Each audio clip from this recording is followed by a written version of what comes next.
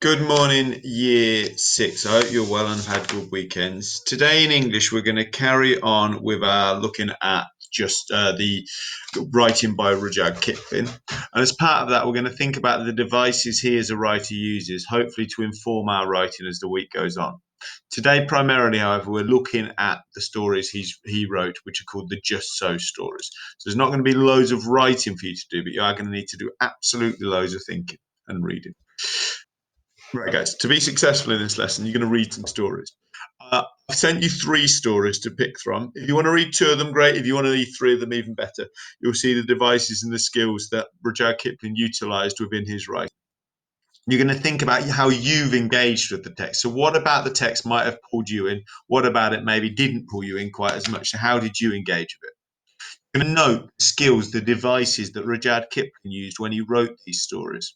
And finally, you're going to consider why he's used these devices and think about the impact of them. Okay, guys, just a little bit of looking at the Jungle Book. So if I show you now some sentences about the Jungle Book, I want you to read them with me. And at the end of each one, consider where the error is in each of these sentences. So the first one says, Rudyard Kevin wrote the Jungle Book. See if you can circle the error on your sheet. The second one says, he was born, so he being the author, he was born in Pakistan. The third one being the book was published before Queen Victoria became monarch. The fourth one, DreamWorks made a film of the book in 1967. And finally, none of the animals could talk in the Jungle Book. So those are the five statements. Each one's got a mistake in. On your sheet, if you can circle the mistake, and then we'll go through them in a minute. That's just to try and remind ourselves about the Jungle Book.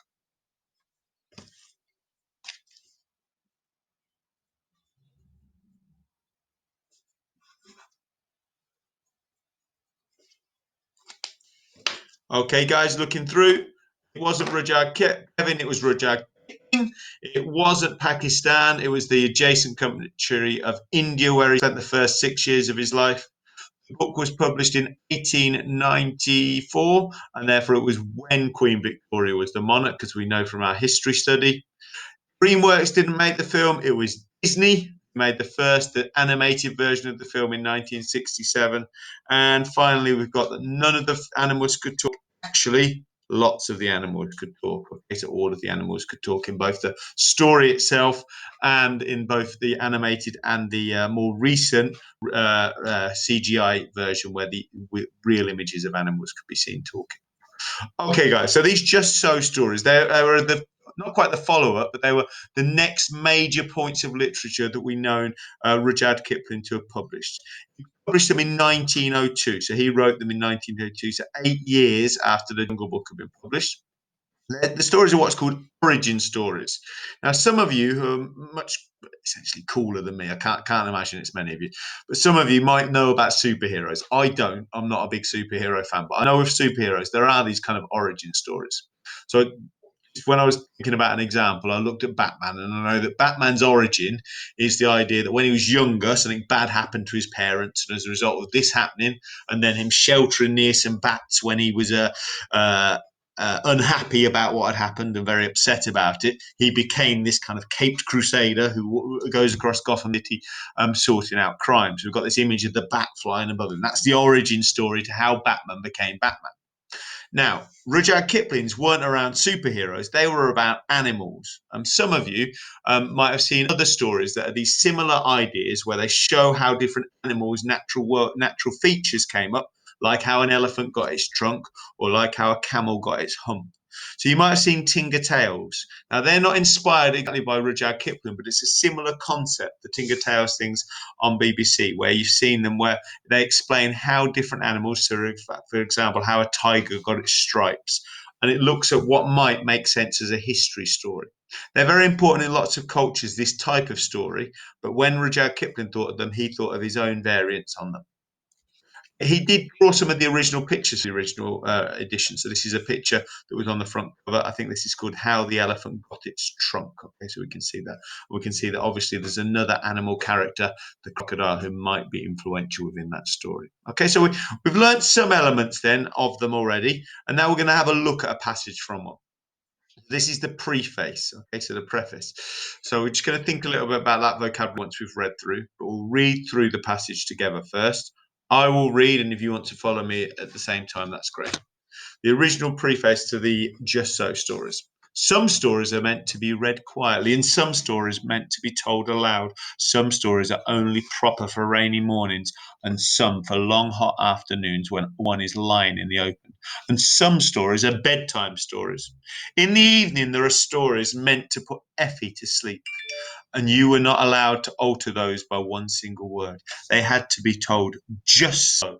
Or Effie would wake up and put back the missing sentence. So at last they came to be like charms, all three of them, the whale tail, the camel tail, and the rhinoceros tail.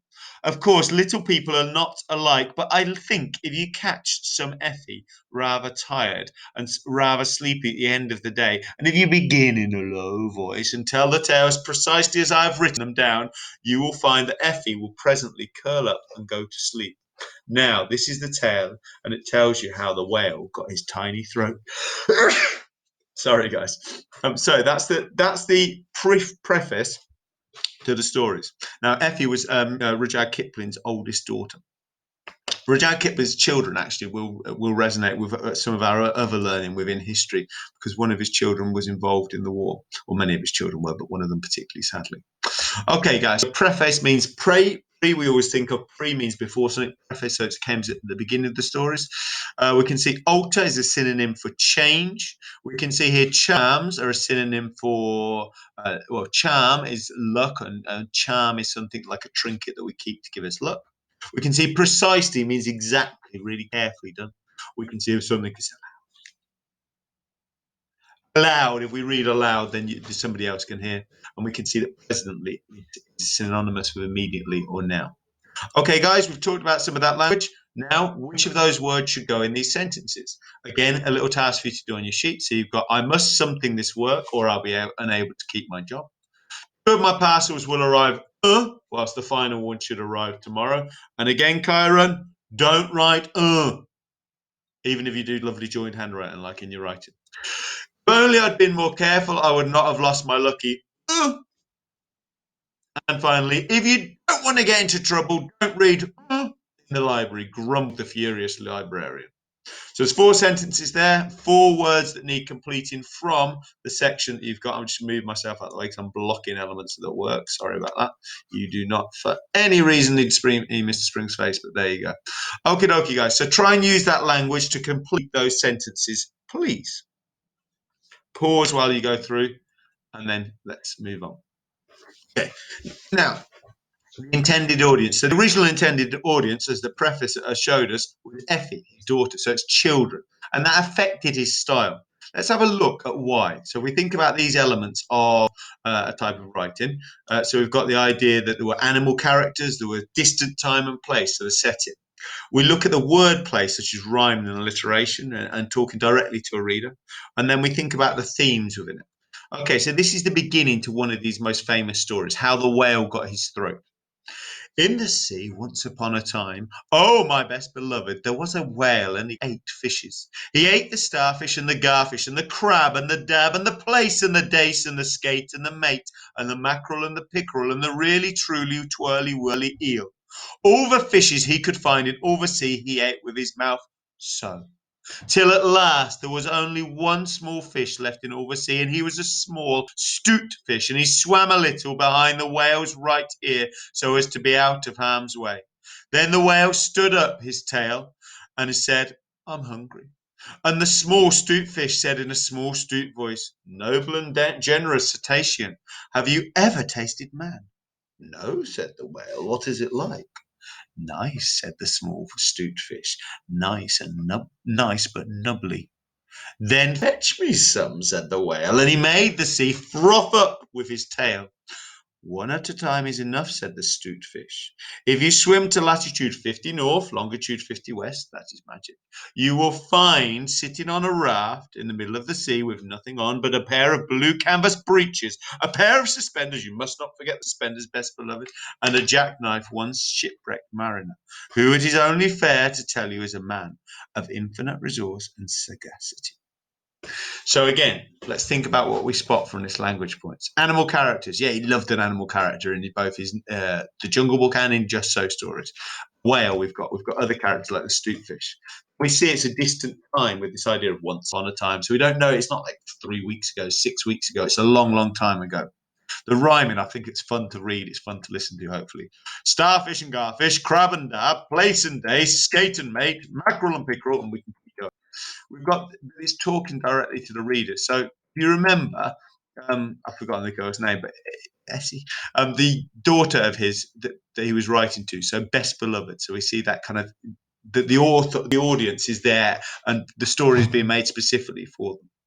We look through them, we all can see we see a moral message yet. We haven't completed the story, so maybe we haven't spotted it. But if I were predicting, I'd think, well, it's a story which is likely to have a moral message, and all the other fish have been eaten. So maybe there's going to be a message about greed. Maybe there's going to be something in there. All these aspects, then, I've not highlighted all of them, but all these aspects, as you read through your stories that you're going to look at, you will hopefully identify some different features that you can understand that Kipling's used. What are you going to do? You're going to complete two of these at least. So I've put two in your pack, and if you want to do a third one, just print that page again. For two of these for the three stories that you've got. So for each of the three stories, you can do one of these maps. If you've got any coloured pens or anything, then highlight the bits on the story as you're going through. If you haven't, just make the notes next to the element of the spider's web kind of diagram thing. So off to the left and off to the right. Try and indicate what the feature that you've identified is, the concept map. Once you've done that, well, whilst you're doing that, you might, with the three stories, so the one about the camel, the one about the rhino, and then the one that we started about the whale, you might need to know certain language points that are used by Rudyard Kipling, because it's quite an old story, nearly 120 years old or 119 years old. So there's certain elements of language that the definitions are put there beneath you. Now, the copies of the text that I've sent out might have a few additional questions at the end. You can do them, but you don't need to. The task I'm asking you to do is the task that's set here. Okay, guys, I look forward to seeing that aspect of how you've unpicked those stories. I hope you enjoy them. If you've got a little brother or sister, read them to them. I think they'll really enjoy them. Okay, and I think you might enjoy finding out how these different animals got the features of them, how the teacher got his scary eyes. Okay, look forward to seeing you soon, Year 6. Thank you very much. Bye bye.